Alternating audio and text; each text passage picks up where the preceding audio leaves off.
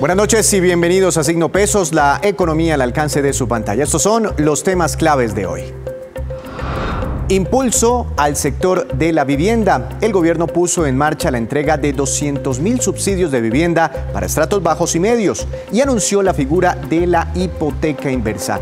¿Cómo van estos programas? Un experto del Ministerio de Vivienda nos contará en segundos.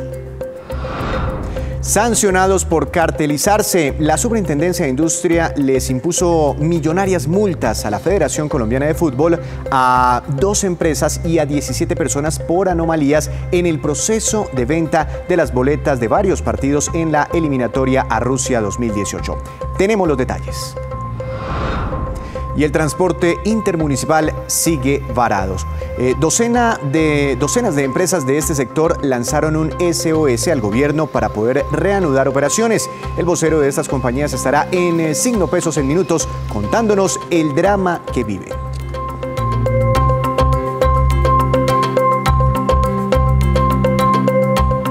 Y uno de los sectores golpeados por la crisis ha sido el de la construcción de vivienda, que de paso mueve a decenas de subsectores más, genera muchos empleos en el país. Ante eso, el gobierno ha anunciado planes específicos y subsidios para impulsar esta actividad. Saludo a esta hora de la noche al doctor Carlos Felipe Reyes. Él es el director del Sistema Habitacional del Ministerio de Vivienda. Doctor Reyes, buenas noches, bienvenido a Signo Pesos. ¿Cómo está? Buenas noches, muchas gracias por la invitación y muy atento de contarle a toda la audiencia los nuevos subsidios de vivienda. Doctor Reyes, antes de hablar de esos nuevos subsidios que buscan, entre otras, reanimar el sector, ¿cómo ha sido la reapertura de la construcción de viviendas? ¿Qué porcentaje de proyectos que se metieron al congelador, no sé si tenga esos datos, ya están funcionando y siguen construyéndose?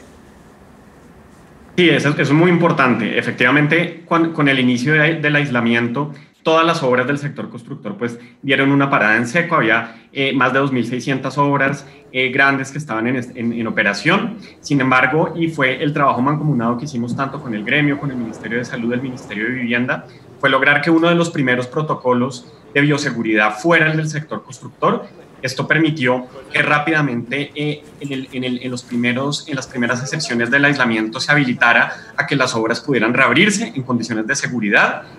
Hoy en día más del 98% de las obras ya están otra vez a todo vapor. Son obras que además el Ministerio, en conjunto con las entidades territoriales, ha ido haciendo seguimiento para que efectivamente cumplan los protocolos de manera adecuada. Entonces, hoy por hoy podemos dar un parte positivo de reapertura prácticamente total de las obras del sector. Y en cuanto a la demanda, muchas personas cuando llegó la pandemia pues estaban pagando sus cuotas iniciales, estaban interesados en proyectos, habían, digamos, apartado ciertos apartamentos o viviendas. ¿Mucha gente se ha echado para atrás de los negocios?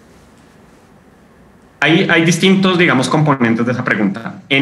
Con respecto a los créditos hipotecarios, créditos que ya estaban habilitados, las entidades financieras habilitaron la opción de los periodos de gracia. Hoy un porcentaje muy importante de la cartera hipotecaria se ha acogido a esos periodos de gracia y está protegida bajo ese marco.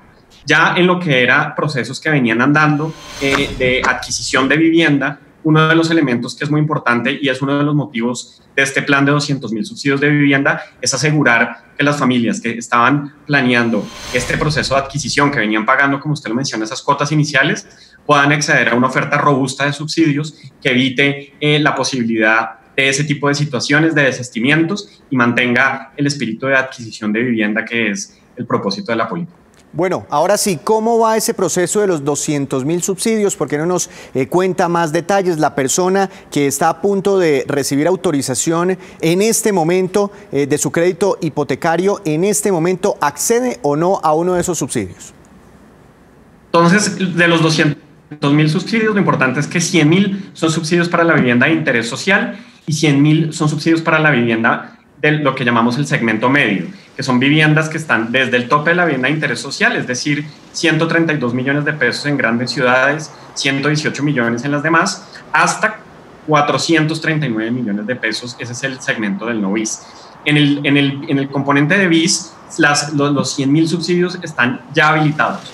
Uno, a través del programa Mi Casa Ya, las personas pueden acercarse a las salas de venta de las viviendas de interés social sin ningún intermediario, escoger la vivienda que más les guste en su ciudad y una vez la haya seleccionado, acudir ante la entidad financiera y la entidad financiera, luego de la verificación de una serie de requisitos, inmediatamente puede hacerse el otorgamiento del subsidio para bajar, digamos, la carga y adquirir la vivienda sin ningún problema. Ese es un programa que ya está operando, que de hecho desde el gobierno del presidente Duque se han otorgado ya más de 65.000 subsidios a través del programa Mi Casa Ya. Es un programa que tiene asegurada su financiación para el otorgamiento de 100.000 subsidios hasta el año 2022. En el componente de la vivienda del segmento medio, que de nuevo va desde los 132 millones hasta los 439 millones, el programa estará operativo a partir del mes de agosto y operará de forma similar. Las familias escogen su vivienda en ese rango de valor, se acercan a la entidad financiera para la solicitud del crédito y en el momento ya de la solicitud del crédito recibirán un apoyo que serán un valor cercano a los 37 millones de pesos para amortizar las cuotas mensuales que deban pagar por el crédito, asegurando los primeros 7 años de esas cuotas con un apoyo que puede ir básicamente hasta los 440.000 pesos mensuales para alivianar la carga y que sea más accesible la compra de vivienda. En ambos casos son subsidios a la tasa de interés, es decir, ¿eso implica al final una disminución en la cuota mensual de los créditos hipotecarios? Sí, señor. En el componente de la vivienda de interés social se combina parte del apoyo en términos de apoyo a la tasa de interés, bien sea 4 puntos porcentuales de la tasa o 5 puntos porcentuales de la tasa, si se trata de una vivienda de interés prioritario, una vivienda de interés social. En el segmento medio, como le mencionaba, es un apoyo de 37 millones de pesos que se dispersa durante los 7 primeros años de la vida del crédito, es decir, durante las primeras 84 cuotas. En el componente de la vivienda de interés social, además de los subsidios a la tasa de interés, hay subsidios de apoyo a la cuota inicial. Esos subsidios de apoyo a la cuota inicial son de hasta 30 salarios mínimos si el hogar tiene menos de 2 salarios mínimos de ingreso, es decir, un poco más de 1.700.000 pesos, o de 20 salarios mínimos si el hogar tiene entre 2 salarios mínimos de ingreso, entre 2 o 4 salarios mínimos de ingreso. Entonces, en el componente de la vivienda de interés social se pueden recibir las dos modalidades, incluso si una familia está afiliada a una caja de compensación familiar, ya el apoyo puede llegar hasta los 50 salarios mínimos en caso de que una familia de menos de 2 salarios mínimos de ingreso quiera acceder a un subsidio de vivienda. ¿Por qué no nos ayuda con un ejemplo si una persona quiere ir a comprar en este momento, o bueno, ya tiene dentro de sus planes una vivienda de interés social, no sé, le pongo un precio como para hacer un cálculo fácil de 100 millones de pesos? ¿Cuánto le quedaría la cuota mensual y qué parte sería el aporte del gobierno? Y si no existiera ese subsidio, ¿cuánto tendría que pagar? Sí, señor. Entonces, con una vivienda de un valor cercano a los 100 millones de pesos, que es una vivienda que ya supera, digamos, el tope de la vivienda de interés prioritario, lo que entra a apoyar el gobierno para hogares que reciben hasta 4 salarios mínimos de ingreso es un subsidio a la cuota inicial de 17.5 millones. Es decir, eso ya le va reduciendo el monto del crédito que tienen que pedir y una vez ha hecho la solicitud ante la entidad financiera, se le otorga un crédito por el valor restante. Ese valor restante recibe un apoyo de 4 puntos a la tasa de interés, que para muchas entidades financieras es casi la mitad del valor de la tasa de interés, que entra a alivianar el pago mensual que hace de su cuota. ¿Y estos subsidios alcanzan para cuánto tiempo? ¿Personas que están comprando viviendas de aquí a cuándo? Eso es muy importante. El paquete de subsidios de la vivienda de interés social, los recursos están asegurados para que existan subsidios de aquí hasta el año 2025. El gobierno se ha asegurado de que haya continuidad en el programa Mi Casa Ya. Los subsidios para la vivienda del rango medio, que de nuevo va de 132 millones hasta los 439 millones, estarán disponibles hasta el año 2022, porque hace parte de las políticas de apoyo a la reactivación de la economía, pero tienen una fecha, digamos, delimitada. Entonces, la invitación es a que las familias se acerquen a buscar las viviendas, aseguren esos cupos que estarán habilitados desde agosto de este año hasta la finalización del año 2022. Y una última pregunta muy rápida, doctor Reyes. ¿Ya se puede hacer hipoteca inversa en Colombia? Estamos muy cerca. El decreto de hipoteca inversa tuvo muchísimos comentarios. Hay mucho interés, no solamente desde las familias, sino desde las distintas entidades que quieren habilitar el producto, y esperamos que sea un producto que ayude a complementar los ingresos de adultos mayores y estará habilitado a partir del segundo semestre. Pues cuando lo tenga listo volveremos a hablar con usted. Muchas gracias por acompañarnos esta noche aquí en Signo Pesos. Vale, con mucho gusto. El sector vivienda siempre tan importante para una economía. Y la Superintendencia de Industria y Comercio sancionó a la Federación Colombiana de Fútbol y a 2 empresas distribuidoras de boletas por graves anomalías en la comercialización de las boletas de partidos de fútbol de la Selección Colombia durante la eliminatoria al pasado Mundial de Fútbol. Veamos. La sanción tiene una base clara, una cartelización para vender la boletería correspondiente a varios partidos de la eliminatoria al Mundial de Rusia 2018. El problema está o radica en que la Federación Colombiana de Fútbol adelantó este proceso licitatorio dándole una apariencia de legalidad. En el proceso de adjudicación de la licitación para distribuir la boletería, se evidenció que se entregaron de manera anticipada 10.000 millones de pesos a la compañía Ticket Shop y además información privilegiada atentando contra la libre competencia. Tendrían información confidencial y privilegiada al momento de que se diera la licitación para salir como adjudicatarios. Prueba de ello es que se presentó como última oferta y tenían constante comunicación con los miembros de la Federación Colombiana de Fútbol, quienes les iban dando cuenta de las propuestas que se presentaban y los valores con el fin de que presentaran la propuesta más atractiva económicamente y así salir adjudicatarios. La adjudicación permitió desviar además masivamente la boletería con fines de reventa a sobreprecios de hasta 350%. En ese momento se adjudicó el contrato, violando las leyes de competencia a la empresa Ticket Shop, que suscribió un contrato de colaboración de cuentas en participación con la empresa Ticket Ya, quien realmente era quien tenía acceso a la boletería y la ponía a precios de reventa de hasta un 350% más de lo que estaban ofertados o del que era el valor del mercado. La sanción cobija a la Federación de Fútbol, a 2 empresas de boletería y a 17 personas naturales. La Superintendencia de Industria y Comercio impuso a la Federación Colombiana de Fútbol una multa de 16.016 millones de pesos, una multa a la empresa Tu Ticket Ya por 45.800.000 pesos, una multa a la empresa Ticket Shop por 1.300.000 pesos. En este comunicado, la Federación Colombiana de Fútbol aseguró que no los han notificado de la sanción, denunció que en el proceso ha habido anomalías y que recurrirá a las entidades competentes para defender sus legítimos derechos e intereses. Hacemos una breve pausa, pero cuando regresemos les contaremos sobre la difícil situación de los DJs en Colombia durante esta pandemia. Ya regresamos.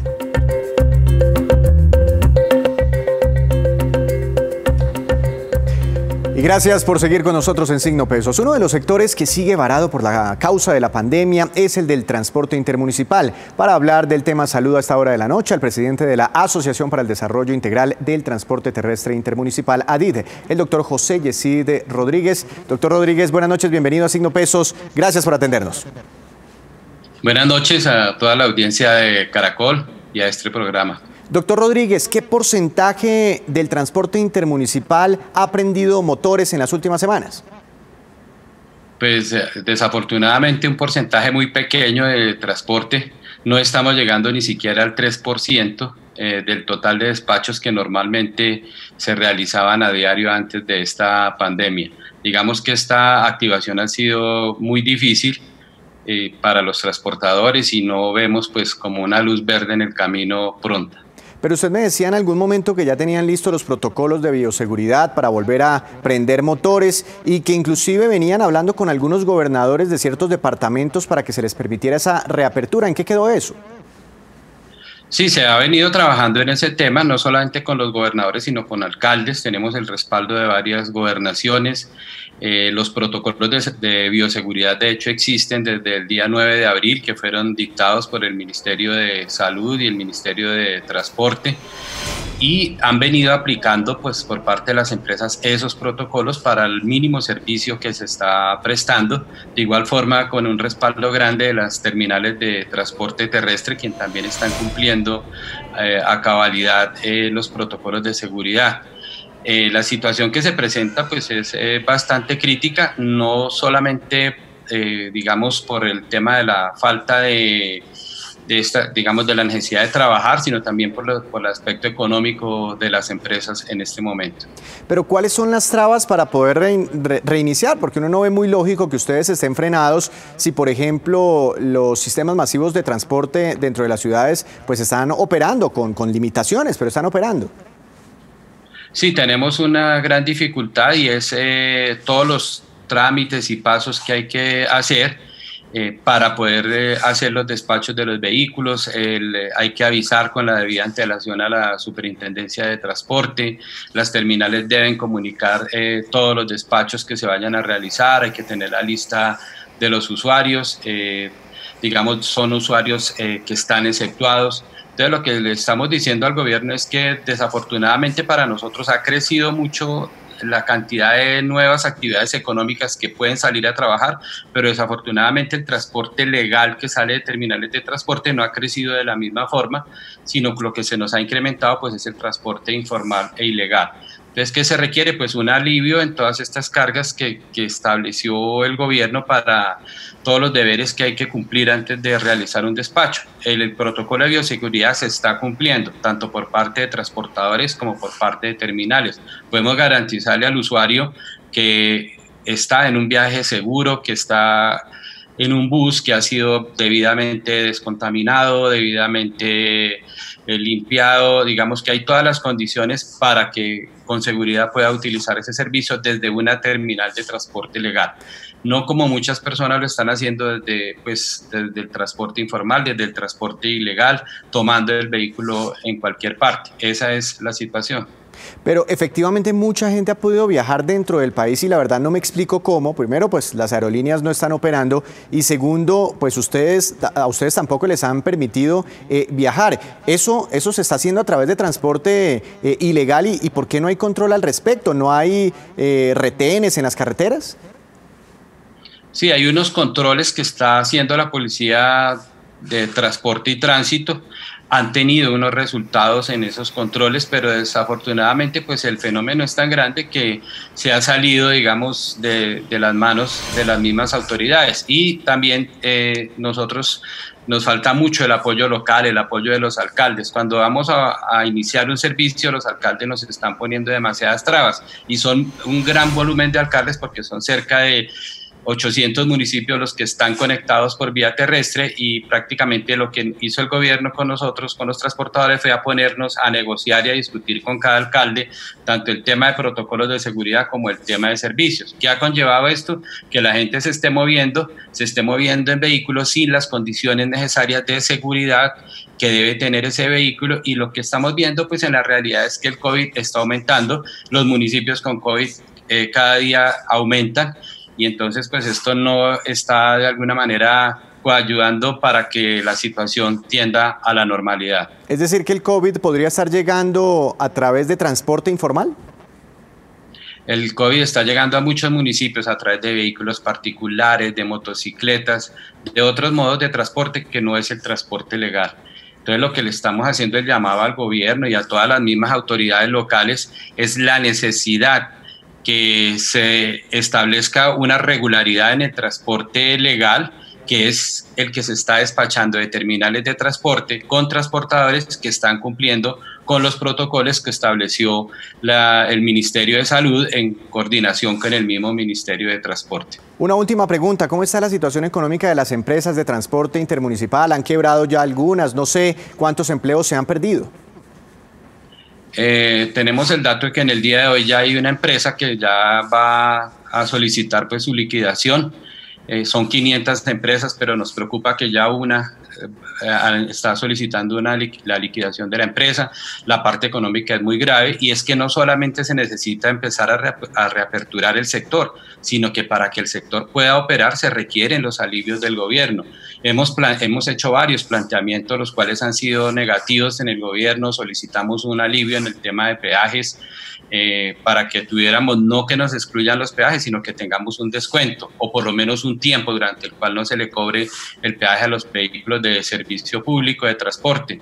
Hemos solicitado unos alivios en el tema de combustible. Nos crearon una línea de crédito a través de Bancoldes con limitación de recursos y la verdad es que esa línea de crédito no la hemos podido hacer efectiva a las empresas. Hasta el día de hoy, digamos, los bancos no tienen el compromiso con el sector de prestarles esos dineros que está poniendo el gobierno a través de Bancoldes. ¿Tiene el nombre de esa empresa quebrada? Pues el dato me lo pasaron, es una empresa de Caldas, pero ya en estos días le estaremos pues comunicando a la opinión que empresa, sí señor. Estaremos entonces muy pendientes. Doctor Rodríguez, feliz noche y que esté muy bien. A ustedes muchas gracias por todo. Y a esta hora llega Juan Fernández para hablarnos de negocios. Juan, buenas noches. ¿Cuál es su tema de hoy? Víctor, buenas noches. Hoy le tengo un invitado, es Roberto Alzate o Coma, como se le conoce en su industria. Puede ser el DJ de música electrónica más importante de Colombia y, por supuesto, su negocio con todo este tema de la pandemia pues se ha visto afectado. Roberto, lo saludo y le pregunto, ¿qué tan movida era para usted antes del coronavirus toda esta industria de la música electrónica? Hola Juan, buenas noches. Así es, para este 2020 teníamos grandes planes junto con mi equipo de trabajo. Hago parte de Medellín Music Foundation y también íbamos a estar celebrando la segunda versión de Medellín Music Week, donde iba a estar haciendo un concierto junto con la Filarmónica Metropolitana. Por otro lado, también me estaba preparando para mi gira internacional en los 5 continentes, donde iba a estar tocando en grandes festivales alrededor del mundo y lanzando nueva música. ¿Y qué están haciendo usted y sobre todo todos los DJs en otros lugares para mantener el negocio? Porque para que vuelva a haber conciertos falta mucho tiempo. Sí, total, la industria se ha visto muy afectada, no solamente nosotros como artistas, sino también las personas que hacen parte de ella. Los que hacen los eventos, los promotores, los dueños de bares y discotecas, logística, etc. Sin embargo, la industria se ha ido reinventando poco a poco. Localmente, Medellín Music Week formó una plataforma virtual en donde todos los artistas que hacen parte de ella pueden interactuar entre ellos y así sacar música, etc. Mundialmente se han visto conciertos desde carros donde los artistas se presentan, festivales virtuales, y yo creo que en este momento la industria se va a centrar más que todo en monetizar por medio de las plataformas digitales. Roberto, ¿cómo ve usted el futuro de la música electrónica en vivo? ¿Hacia dónde girará? Sin embargo, el arte siempre ha prevalecido ante todo, y esto va a permitir de que la industria y la escena de la música evolucione hacia nuevas alternativas, hacia nuevas tecnologías, y eso lo único que va a hacer es formar una evolución musical para el futuro.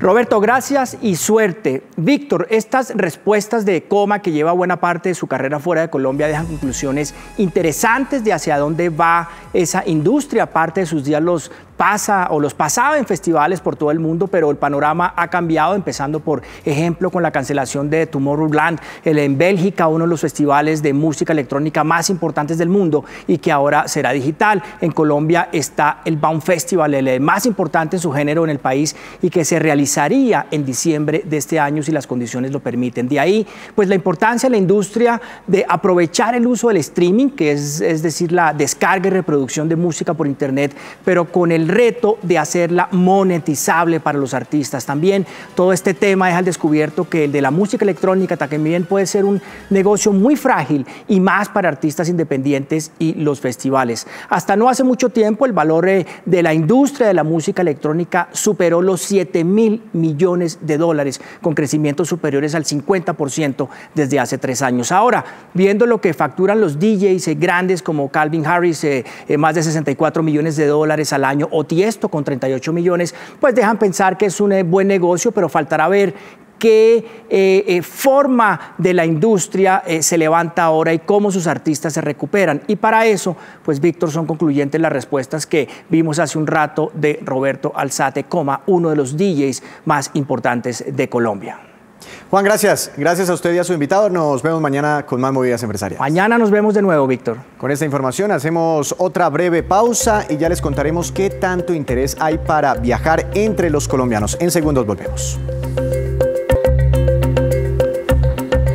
Gracias por seguir con nosotros. Regresamos con la cifra económica del día. Es la siguiente: $1 billón y corresponde a los recursos dispuestos en la nueva línea de crédito creada por el gobierno denominada Sectores Más Afectados MIPYMES, la cual facilitará nuevos créditos bancarios que tendrán garantía de hasta el 90% a través del Fondo Nacional de Garantías. En esta línea, los beneficiados serán específicamente las agencias de viajes y turismo, actividades aeronáuticas, empresas de servicios y comercio y manufacturas, inclusive hasta peluquerías. Los recursos servirán para conservar empleos y mantenerse abiertos en esta difícil etapa económica.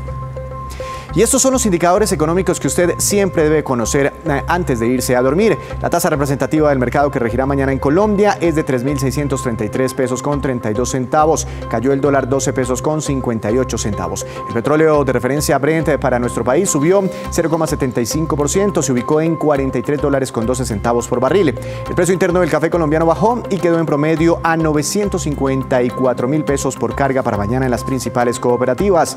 El índice Colcap de la Bolsa de Valores de Colombia subió 0,37%. La acción más valorizada fue la del Grupo Argos con una ganancia de 4,11% y la que más cayó fue la acción preferencial de Corfi Colombiana que tuvo un retroceso de 6,33%.